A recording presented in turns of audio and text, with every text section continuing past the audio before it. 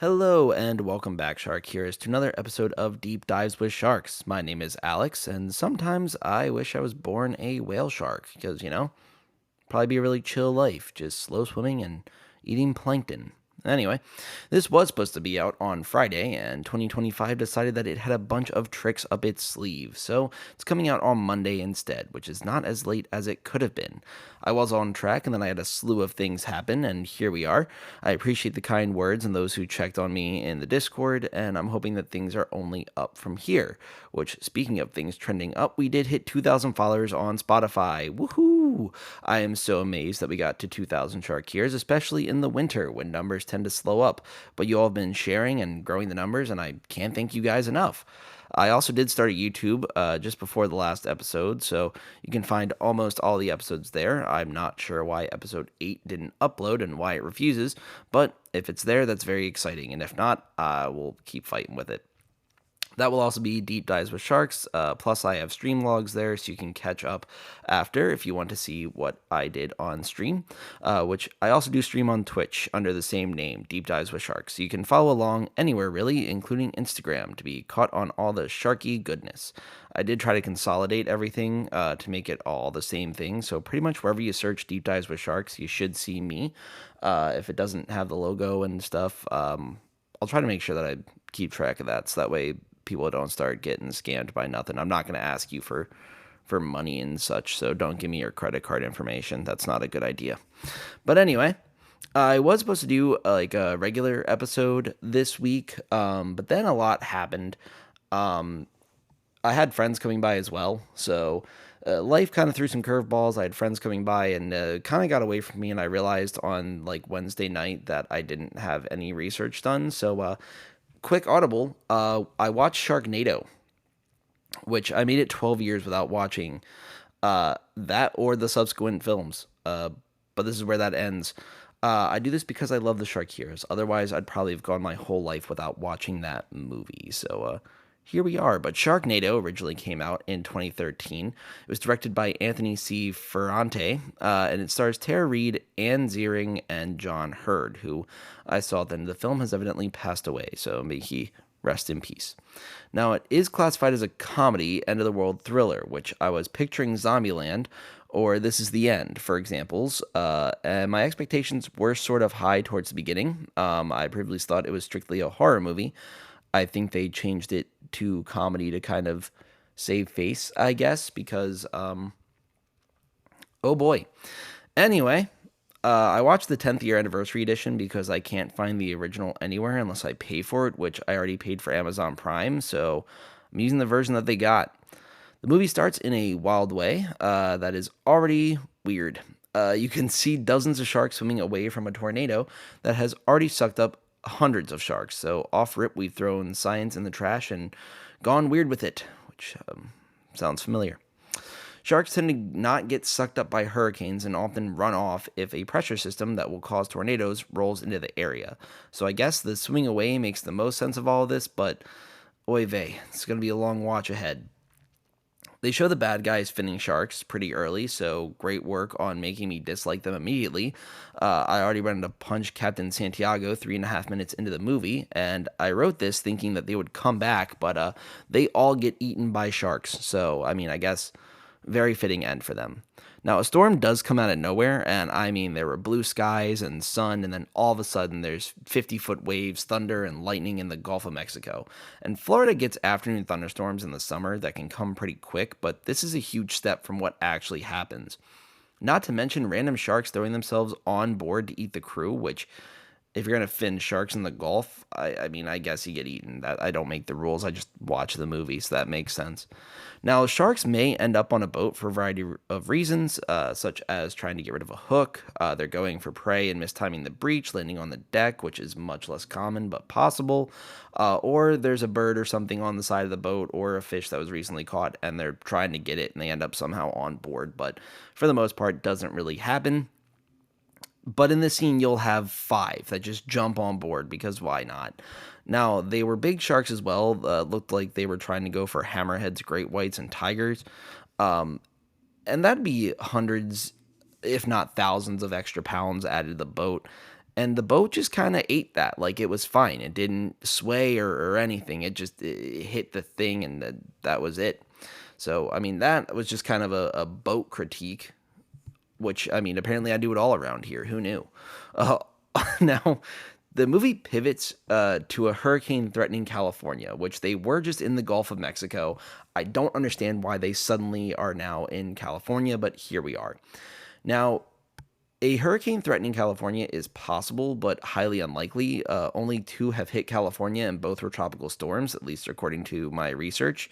But both the bartender girl, who I find out later is named Nova, and the bar regular, who I believe is named George, they wish the storm would kill sharks, which would only be very detrimental for the environment. So I'm going to have to disagree on that one.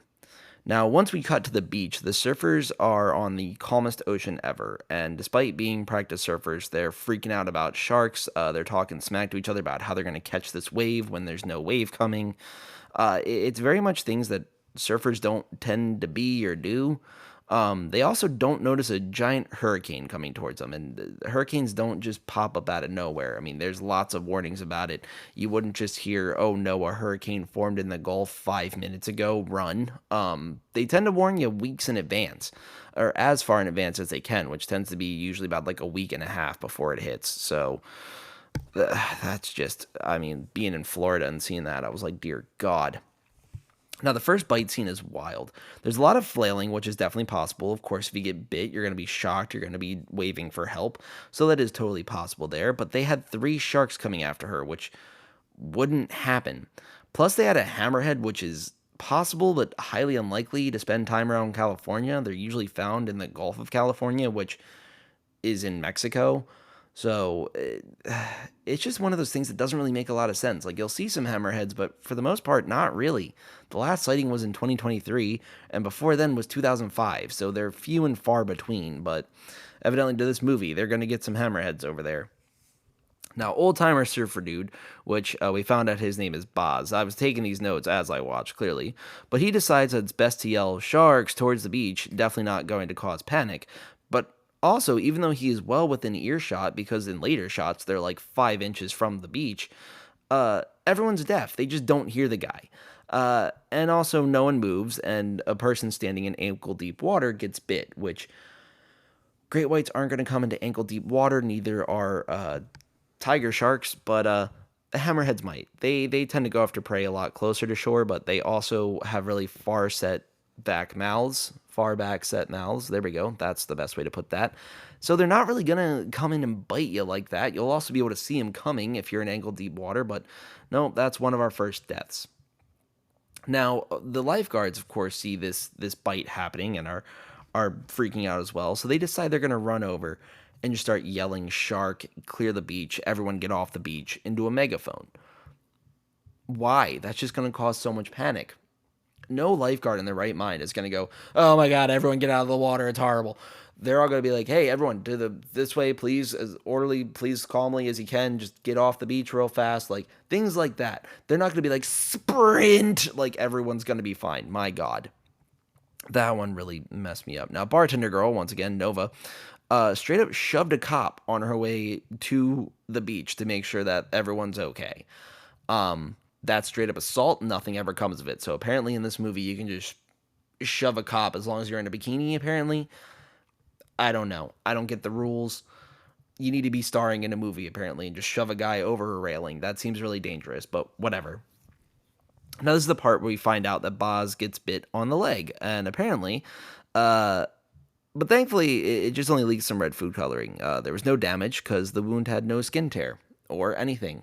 You saw no meat. You just saw red. And they never, like, they kind of talk about it again, but, like, they threw a band-aid on it, and that was good. And that shark had his leg for a minute, so there should be some pretty serious damage if any of those three sharks bit him. But evidently, he got bit by the cuddle shark, and that's fantastic for him. Now, my boy Finn immediately hits a shark with the surfboard, which would, of course, startle it and keep it a little bit distance. That'd be like one of your better bets of like keeping it more than an arm's length away. Downside being that they act like he was being all fierce and heroic and punching the shark with a surfboard, and that's what you're supposed to do. No, don't punch a shark. That's not going to help. But anyway. Now, he then decides once they get back up to the bar, he's going to call his ex to tell her to evacuate when the hurricane has officially arrived.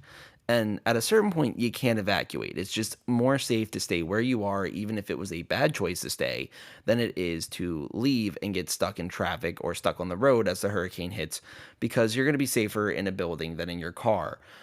So typically, I'll say that. I mean, certain trailers, maybe not, but your situation might be different. Just if you are ever experiencing a hurricane and you've decided to stay and it's getting bad and you need to get somewhere, your best bet's most likely going to be to hunker down where you are. There's a certain point close enough to when hurricanes get there that it is no longer safe for you to leave. And at this point, the hurricane is there. No one should be leaving. They all should have evacuated by now. The fact that your bar is at the end of the Santa Monica Pier and you still were open that day, like, hey, we're going to get customers, you're an idiot. He does not deserve to have that bar anymore. My goodness. Now they also showed that the storm surge is a little over dramatic. It didn't build up at all, which typically storm surge will come in waves, quite literally. The waves will get bigger and bigger and bigger, kind of like when high tide hits, except for they just keep coming until they flood an area. These waves went from calm to destroying the Santa Monica Pier and throwing a shark through the window to then just not existing. But it's oh my gosh, they should have destroyed the Santa Monica Pier with how big the waves were, but instead, it's just tanking hits. It's built for this apparently. Who knew? They also now this was a really big nitpick. I realized, but this was back when I still had really high hopes for the movie, so it does calm down after a while. But looking at the sharks, they combined great whites and tiger sharks in the models. And I don't mean like they had great whites and tigers like interacting, because I mean, like, yeah, it's I guess kind of possible, but not really. But also, like, they inhabit some of the same areas. This one, they would have a great white head with stripes. That doesn't really happen ever. No, you wouldn't get a crossbreed like that. That's weird. Then, after they are showing off all these sharks and all this carnage and everything, they show the Santa Monica Pier still standing but on fire, and the ocean is calm. I'm sorry, the storm surge just threw 8-foot sharks through a window, but suddenly everything's fine. There's the pier's just on fire from the water, nothing else. It's not washed away or anything like that. I'm sorry, that just isn't how engineering works. But, here we are. Now, I'm also starting to believe that the creators of this movie didn't look into anything before making this. They just kind of just threw stuff at it. Of course, as they're trying to run all around California to go get different family members and different people all gathered up together, they're using a lot of shaky cam, which made me motion sick. I had to pause the movie and walk around my apartment to get my stomach to unflip, and then I could watch the rest of it. But they use shaky cam so much that I legitimately thought I would have to take a Dramamine to get through the movie. I've never had that happen with a movie before. It's happened with video games. It's happened on some rides. Never has it happened watching a movie. So congratulations to Sharknado. They are the first movie to make me motion sick, which is great. Now, at this point, as they're driving to meet up with Finn's wife, ex-wife, whatever she is, they never really clarify. But what they do is they have them driving down the freeway, and they have sharks on the freeway, which is almost always a hoax in real life, as many freeways are just simply not close enough to flooding areas for sharks to be able to swim there. Freeways can flood, they're typically not right next to the ocean, and even if they are, they usually don't flood enough for sharks to be able to swim up onto them. So usually you don't see a whole lot. I believe there was one, I don't think it was from Milton, I think it was an earlier hurricane this year or last year, I can't remember which, but there was actually a shark in someone's backyard. But other than that, they usually tend to stay in the ocean or get away from there. Now, in this case, not only are the sharks swimming on the freeway, but they're also attacking cars around them, which, why would they do that? They'd be mildly concerned that they are in an area that they aren't familiar with because their brain won't let them panic, so best they get is mild concern. And I don't understand why the directors or creators of this were like, it's a great idea if we have the sharks just biting cars, because they wouldn't do that. That makes no sense. It's also highly inconsistent how much water is on these freeways, so I'm throwing that out there now. That just irritated me. But a wave of water comes through and washes the cars in front of our protagonists, yet leaves their car alone. Now, they also, at this point, decide we got to get out of our car and warn everyone about the sharks and get them to safety. Why, though? Like, I mean, I get trying to help those around you, but also, are we forgetting the task at hand? Are we? Like, we're trying to get to our family to figure out what we're going to do to save them. And instead, we have decided that nope, highway sharks are going to be our big concern. And although they're biting people all around us, they're not going to touch us, and we're somehow going to be ahead of the water. I don't get it. They also somehow magically get back to their car. God knows. So I don't know. And also, I love y'all, but if hurricanes start picking up angry sharks that are set on eating everything and everyone, I'm leaving. I'll put an episode on how to try to stay safe, but I'm staying indoors. I'm not running out on the streets to try to grab y'all. Fend for yourselves. Like, look at what's going on around you. I'm not running out in that. I don't know what to do. I've got a degree in social work. I don't know what y'all want from me. I'll do my best. But the best you're getting is a podcast episode. I'll tell you that much. Now, George, our bar regular, gets eaten because someone had to die, I guess. There wasn't really a rhyme or reason. He was going to help a dog, and then all of a sudden he's running, and next thing you know, he goes, and like looks to his right, and then there's just a wall of water that brings a shark that eats him, which is dumb.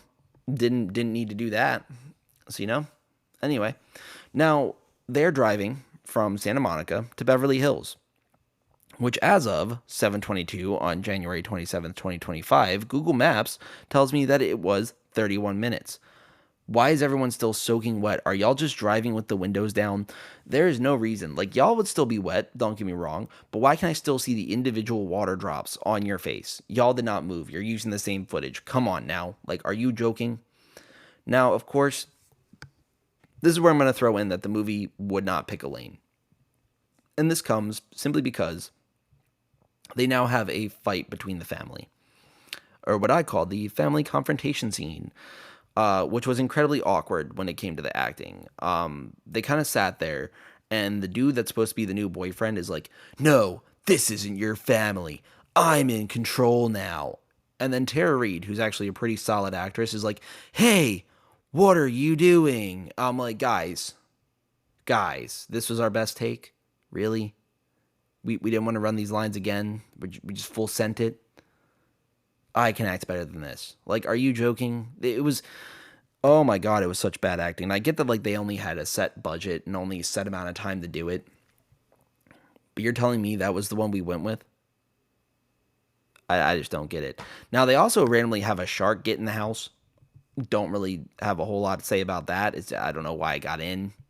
That's really all I got. Now, there's a lot of chaos in this scene. A lot more shaky cam. But someone, one of the bystanders that's not fighting the shark, yells, punch it in the nose, which, no, you don't. You're just going to make it mad. Also, the editing inconsistencies make me mad because the water goes from green to red and back to green about 8 million times. They just kind of keep bouncing back and forth with this water. Is it full of blood or is it not? Pretty easy thing to check on. And people watching the movie to see for any editing inconsistencies or anything like that evidently did not realize that they had not changed the water or kept the water the same. They just kind of kept bouncing back and forth. So I guess at this point we use different takes, but God knows. Now I want to point out bonus points for Nova, the bartender, to waste ammo by shooting the shark with every shell they had, which you really don't need to shoot a shark more than once. You don't really need to shoot a shark at all. Usually they aren't coming for you like that, but their skin is rough, but I haven't come across any bullet deflecting sharks. I could be wrong though. Gators do deflect bullets, so you got to be careful with them. But have not seen many sharks deflect bullets. So, also I don't like that they named the main character Finn. Like, get out of here. Anyway, now Finn should have died pushing a shark out of the house because the only thing we see of him doing that is a shark breach towards him, land on top of him while he's got like a pole. It's not even sharp. And apparently he's going to push the shark out the house, and then he just pops up outside. He should be dead. There's no reason that a multi-100-pound shark at minimum, if not 1,200 pounds, lands on top of you, and you somehow stab it or get it off of you without it being then trapping you underneath of it. Also, its mouth was wide open, and it looked like its mouth was going right for the head, so you're telling me you dodged all of its teeth. I'm calling no. You don't know what? Yeah, shenanigans. I'm calling shenanigans. You should not have been able to do that. I So there's two things that really hurt my soul in this movie. And that is the awkward flirting in between like every scene. Like they get in the car and Finn looks at Nova who's got a shotgun. He's like, "Huh, it's hot." Like in front of his ex-wife and daughter. What is wrong with you? Read the room. What are you doing? It just does not make sense. It's one of those scenes that like it was forced in to try to have like a B or a C plot going, but they already have plots A through E going, and they're just trying to add like little stuff in there throughout, which is like dumb. So that irritated me. Also, their reasoning behind why they do most things in this movie irritated me as well. They came across a school bus that had no movement inside, uh, but Finn decides he's going to go save the day and rappel off a bridge to check. There's no reason to check that bus. As mentioned, nothing is moving inside. It's not even moving in the current. It's not shaking. You hear nothing. There's no reason to check this bus other than there's a bus there, and he's like, there could be kids. Now, magically, there's like 50 children in the bus. The shark movies I'm watching are just getting worse and worse, and I'm very concerned that the ones I'm going to watch next are going to be even worse than this.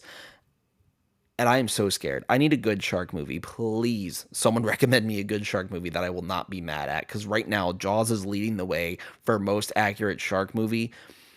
And that's a problem because Jaws is highly inaccurate, but the movie was good. So that's all I gotta say. Like, please, something. Now, they also, when they're going into the bus, show what look like great whites swimming around outside the bus.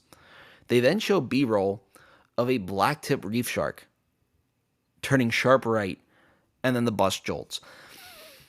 You didn't even keep the same species of shark, and that irritated me so bad because for most people, it's in grayscale. It's fine. They're not going to notice. But those black fins stick out so bright in black and white. Like, it would have been better just to leave it in color. I don't know what they were doing. Also randomly had Remora around it, which is neat, but I don't know why they were there as well, and that was the B-roll they chose.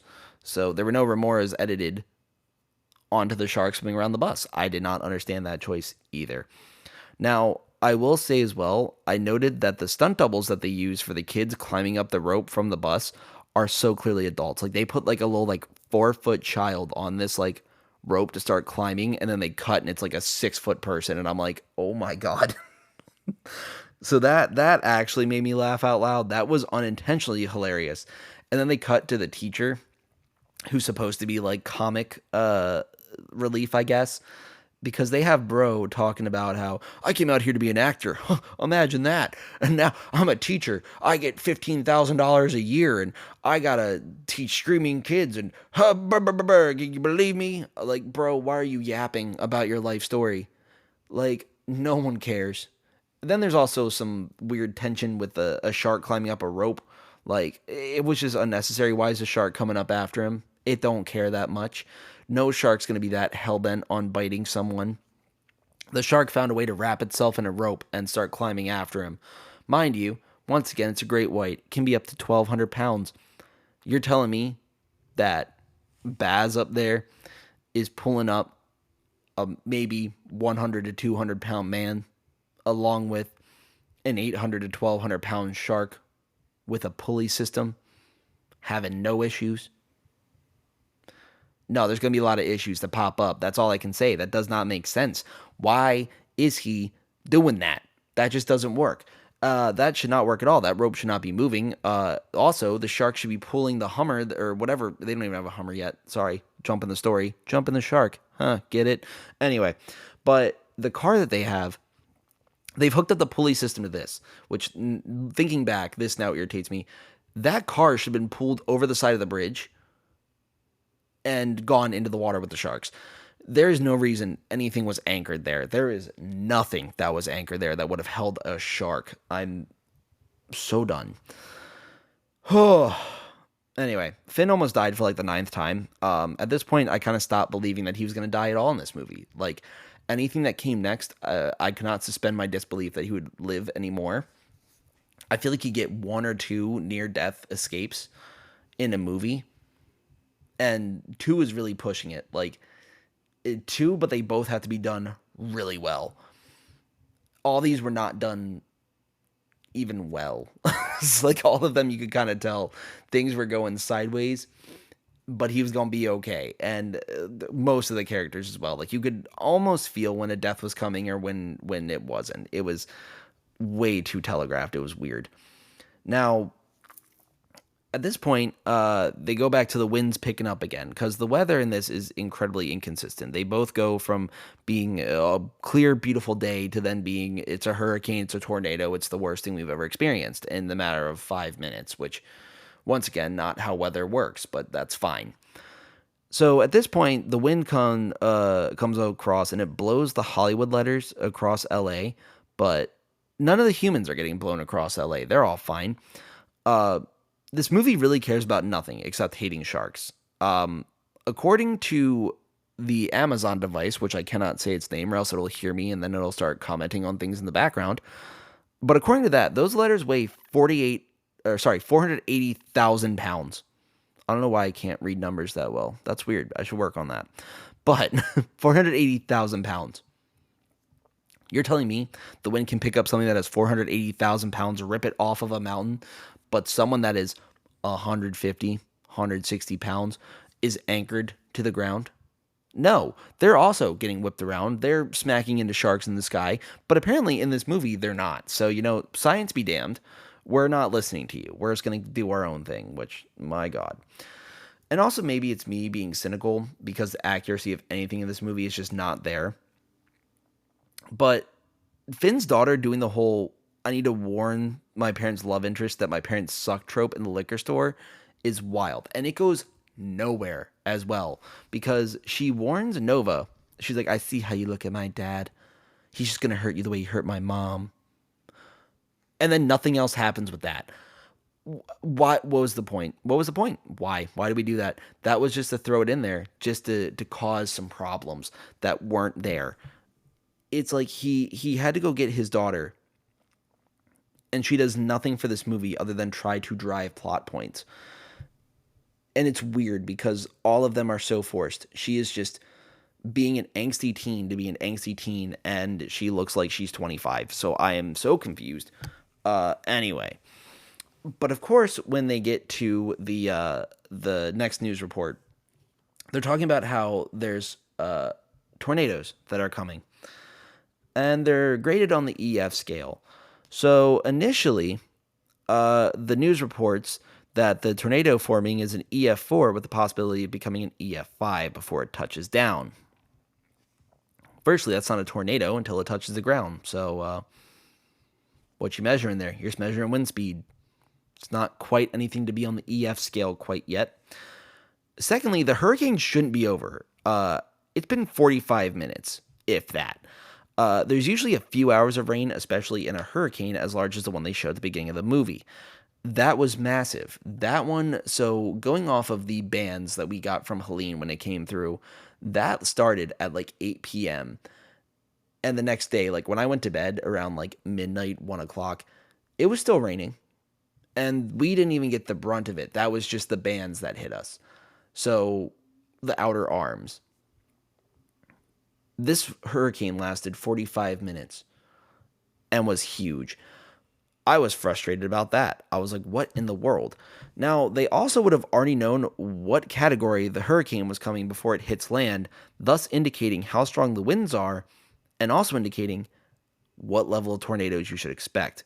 Now, just because the wind speed is up to, say, 200 miles an hour or anything like that, and that'd be a Category 5 hurricane, that doesn't mean that the tornadoes are going to be EF5, because that doesn't mean that when they get down below that'll change, because we could get EF1 tornadoes in a hurricane. It's possible, but also, why are you reporting that this tornado is going to be so horrible when you don't know that? It's just all for lip service, I guess. God knows. But Anyway, so the crew somehow magically gets a Hummer. They drive past a shark head that has a spine sticking out of it. Sharks don't have spines. At least not the great white that was shown. They also showed multiple sharks with skulls. They also don't have skulls, so I don't know what this is doing. It's they didn't look into the sharks that they're using. They didn't make sure they were accurate at all. I mean, I get that the whole premise of this is the sharks getting sucked up by a tornado, but could we have some degree of realism to this? But we don't. No, instead we've got sharks with skulls and spines, and they're flying through the air and they're eating everything, and that's fantastic. We love it here. Now they also specify that the tornado is a waterspout over land. Waterspouts only form over water because it's essentially a tornado sucking up water. Why is it in downtown LA? God knows. But I do not. So that frustrated me. Now, in the sense of this movie needed to throw everything and anything that it could at the screen and see what stuck, and evidently everything stuck because there was nothing left on the cutting room floor. There's a police chase in the movie. Why? Why not at this point? That's the best answer I have for why did anything happen here. Apparently, the cops can't catch a Hummer either, uh, because that'd be too convenient, right? Hummer, they usually go really slow, accelerate slowly, but they're gonna outrun the cops, so that's good. It also conveniently has nitrous installed in it. Um, I'm running out of words. I just the freaking fever dream that this movie is. It feels like someone was on LSD and they threw every single idea they had at a writer, and the writer went, "This fool spittin'," and wrote every single thing down, handed it to someone, and they went, "We're making this a movie." That's the only way that this makes sense because there is no reason that any of this should go together. Now, Finn must have super strength though, because they get to an airplane hangar looking for their son. Um, sorry, his and his ex-wife April, who's played by Tara Reid, which will come back later because I realized how much I don't talk about her throughout this as of right now, simply because she doesn't do a whole lot in this movie. Waste of talent right there. That's just weird, but anyway. But Finn, they get to this airplane hangar, and the tornado comes to get him because it's just following them for some reason. Which also you can usually get out of the way of tornadoes. They usually don't just kind of swerve back and forth, but this one decides it's heat seeking and it's only on our protagonist. So that's fun. Because even if they just went back to where they came from, the tornado would be gone. It'd be going the other way. But apparently this one would just turn around and follow him. But this is a side note on the fly. Now, he has super strength because when it arrives, he's holding a piece of sheet metal attached to a rope up against like a airplane door, which any tornado is still whipping winds at like 65, 70, 80 miles an hour at the minimum, up to 200, especially if they said it's EF5, then 200 miles an hour. So you're telling me that Finn can hold this with one hand? He doesn't have an arm anymore. At minimum, the sheet metal flew away and like he's got rope burn. And at maximum, his arm ripped off when he wouldn't let go of it. It does not make sense. Now, they also decide they're going to unlock a door by shooting it, which, why kick when you can shoot? Now, this, of course, is not shark related at all. Neither were the last couple points. But it just made me really mad. Because, first of all, how many times have they run out of ammo in this movie? So far, 3. And they keep getting shotgun shells somehow. They just keep being in the cars. So we keep running out of ammo, and we decide we're going to shotgun the door open. Not even hit it with the butt of the shotgun. We're going to shoot it. That would work, but that would also be a waste of ammo. That's not smart. Now, they also then decide that their best plan to go with is to destroy a tornado with a bomb. It's a stupid plan. Throwing a bomb at a tornado will at best whip a bomb around in the air, and at worst will whip a bomb into someone's house. So you're essentially just a jerk throwing bombs to throw bombs. Don't know what this plan was supposed to do. Now, of course, at this point, as they're coming up with a plan, Finn's daughter decides she's going to fix her parents' divorce in the middle of an apocalypse. So she's sitting there moping. Finn comes up and goes, "Oh, what's wrong?" He's like, and she goes, "Well, you're my problem. You guys don't like each other unless you're saving my brother." There are sharks floating around the atmosphere. There's tornadoes all over the place, carrying said sharks. Your mother and I don't like each other, but we can also be adults and realize, hey, we got more hands that can help. Or I could be like, nah, hate that lady. She dumb. I'm not gonna get her. And now I'm gonna have one less set of hands, and also possibly die. Now, mind you, would also like to point out they could have really not included her, and everything would have been fine. The movie would have been the exact same because she didn't do a whole lot. But in real life, more hands on deck tends to help, especially if you've lived with that person before, so you know what they're like. Having that familiarity helps too. But instead, we're not gonna do that. We're gonna have this whole hashing out this moment now. And also, Bro then decides to shame his daughter for her feelings. He pretty much is like, yeah, you forget I came for you first.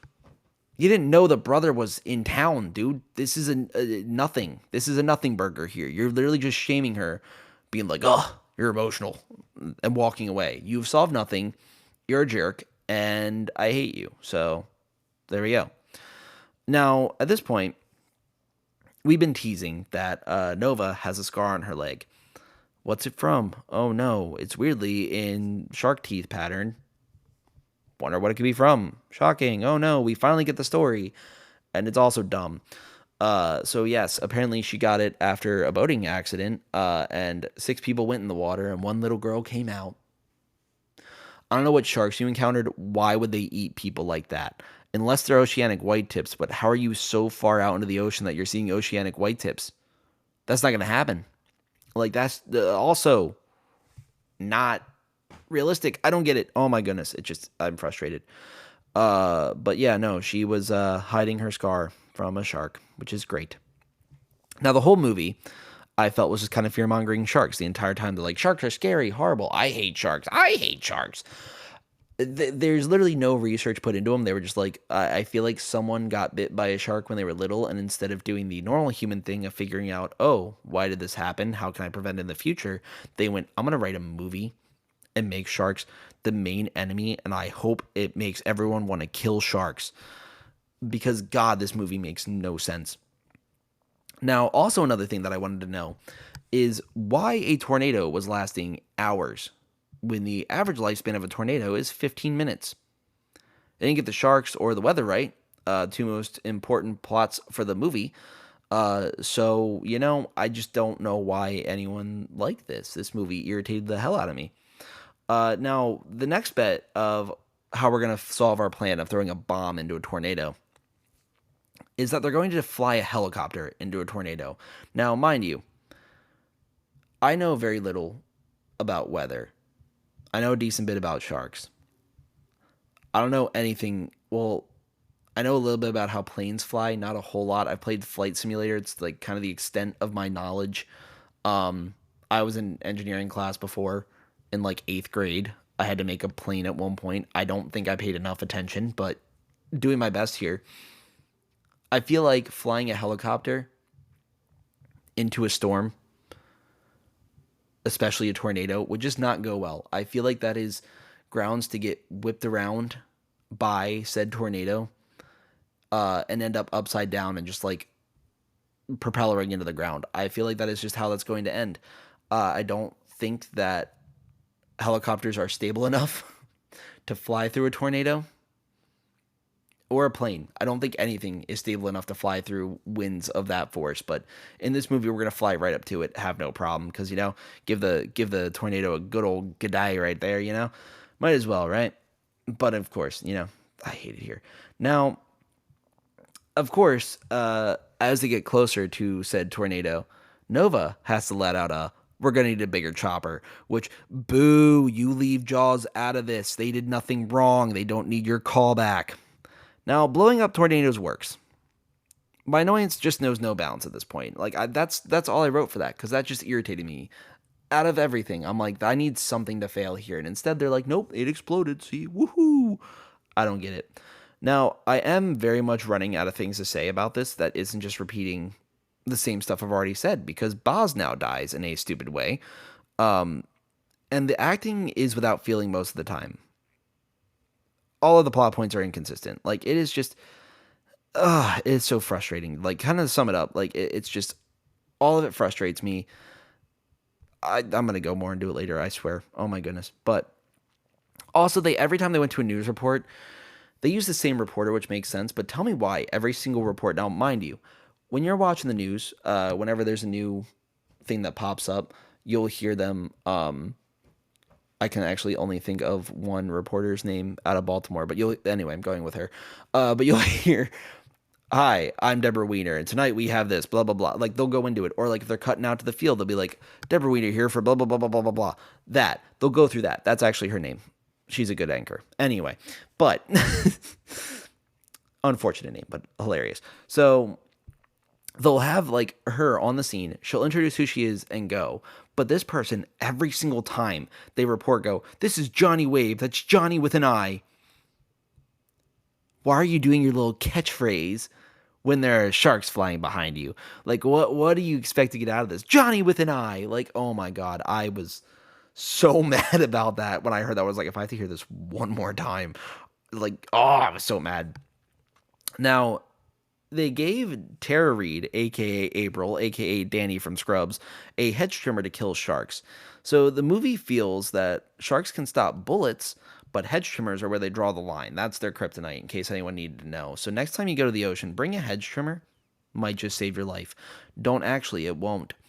Now, also evidently, the movie felt that chlorine inside pools would not kill sharks. But apparently, lighting a pool on fire while it's raining works great. I've been raining for so long, my brain can't form letters. But no, when it's raining, fire apparently works very well on a pool. So that's good. So that irritated me. Now, we all remember our good friend George that I mentioned 20 minutes ago who died randomly for no reason on the highway. They reused his actor in the nursing home. I saw that. He's supposed to be dead, not a resident there. He's in a wheelchair chilling. I'm like, that's George, right? That looks a lot like George. Or you got someone that looks way too much like George, which either way, get a different actor. Easy enough. Or don't put that guy in the front. Just a thought. Instead, no. They're like, "Oh, nursing home, there's George." Called it to me. I was like, good God. Now, Matt, who is Finn and April's son, is flying this helicopter. How we got here, I genuinely do not know. Now, he's flying the helicopter and he watches Nova fall out the helicopter and get eaten by a sky shark. And his response is to go, "No." That's it. That's the energy he brought. Are you joking? There should be some trauma behind that. Now, Finn also watches his son almost die and simply goes, "Matt." Once again, why are we not putting any feeling into our acting? Like, I'm not going to scream into this mic right now. But oh my God, there'd be like snot, crying. It'd be gross. Like, it would be a guttural reaction.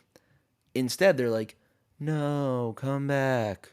Anyway, on to more sharks. Like, it is the dumbest bit of acting on some parts, and I swear it. I'm wondering if it was a director choice or if it was like the actors just did not care and knew they had very little time. So they were like, bare minimum, we'll make it work. Now, I would also roast the CGI, but it feels too easy. So I'm just going to choose to let that be a product of the budget that the movie had. They also, earlier in this, I forgot to mention that they, direct quote, go, "We need to hit the tornado just right to destroy it." But the final tornado survives its imperfect throw, only for Finn to then jump in the Hummer, load up the bombs, light them, use the nitrous to send the Hummer into the tornado, which magically puts the bomb at the right spot for it to explode. I just don't get it. I don't get it. I don't get it. Now, to have the big finale, we've had everything else leading up to it. This is the moment that we were waiting for. This is what we've all sat through this 90-minute bit to see. Finn goes to save his daughter by shoving her out of the way while running with a chainsaw, and then jumps head first and chainsaw first into a shark, through its mouth into the stomach. So essentially, dying, quote unquote. Not actually though, because he wanted to have a Hercules versus the Hydra moment, uh, where he like cuts it open from the inside out. Because that'd be cool. But sharks don't work like that. The margin for error in missing all of its rows of teeth is so small. You'd be sliced. If you were able to get your head and upper body through, you're looking more at slicing your stomach, um, and like your pelvis area, which all are not good for bleeding. It tends to be pretty detrimental. And those sharks, they do have some very sharp teeth, so that's also not really helping your chances. They also have a rather narrow throat. No matter the size of the shark, their throat is not just like the width of the rest of their body. Like it tends to get kind of small and go into intestines and things like that. So you wouldn't really be able just to jump into a shark mouth and end up in the stomach. That just doesn't make sense. Um, so yeah, that their body isn't hollow. You'd have to go through organs. That's just not happening. And even if you're chainsawing through, you're gonna run into the chainsaw. Eventually, it's gonna hit something that's too thick to go through, and you're gonna just go into the chainsaw yourself. So he should be very much dead, but of course not, because he and Nova pop out of this shark. Now the odds of finding the shark that ate her in the sky are incredibly low, and also she's been without oxygen for so many minutes, so she's no functioning organs at this point. But science isn't real, and we need to have a feel good moment, so she lives. Now, the movie decides it's going to have this nice wide shot to end. It ends with LA being in flames, which is topical, and multiple characters kiss while covered in blood. And I would just like to say real quick that I love my girlfriend very much, but if she's ever covered head to toe in shark blood, she's taking a shower before I kiss her. I'd also have so many questions as to why she's covered in shark blood, but I mean, that's just not a normal day. But I mean, we're definitely gonna settle on taking a shower first before uh, she gets a hug or a kiss or anything. Because that's just gross. But nope, they're all fine with it. They're gonna smooch, so that's good. But overall, I thought the movie was frustrating. Jaws had an amazing plot. Even with how mad I got at 47 meters down and its manipulation, you could follow the story. It felt like plot points were strung together sloppily in this movie. For example, they start with shark finning in the Gulf of Mexico, and now there's a hurricane coming for California. Nope, now it's a tornado. Now it's three tornadoes. Oh God, California's flooding. But someone hasn't died in 5 minutes, so we gotta kill someone. And oh no, our plan didn't work. Just kidding, it worked. Pick a lane, please. For the love of God, pick a lane. Oh my days, that was frustrating. So I'm just gonna go ahead and give this movie a -7 out of 10. I definitely recommend watching it if you are over the age of 6, because none of the events seemed remotely real. There is a lot of blood, so be warned, but holy smokes, I did get a little entertainment out of it. Trying to guess what was going to happen next. But the movie is kind of horrendously bad. It is funny-ish, but at the times it's not supposed to be. So that, of course, is what I have for Sharknado. Um, I'm really afraid for the next ones I'm going to watch. But thank you all for listening, watching, following along on all the things, and being a part of this journey in any way, shape, or form. Of course, you can always follow along on Instagram, YouTube, Twitch, anything like that at Deep Dives with Sharks. Please send in any questions, comments. Give us a 5-star rating as well if you decided that you're going to watch this movie at some point now because of this. And also let me know that in the comments. That'd be great. But give us a rating on Apple, Spotify, wherever you can rate this. Tell a friend. Spread this as far as it'll go. And I will see you guys in the next one. Bye.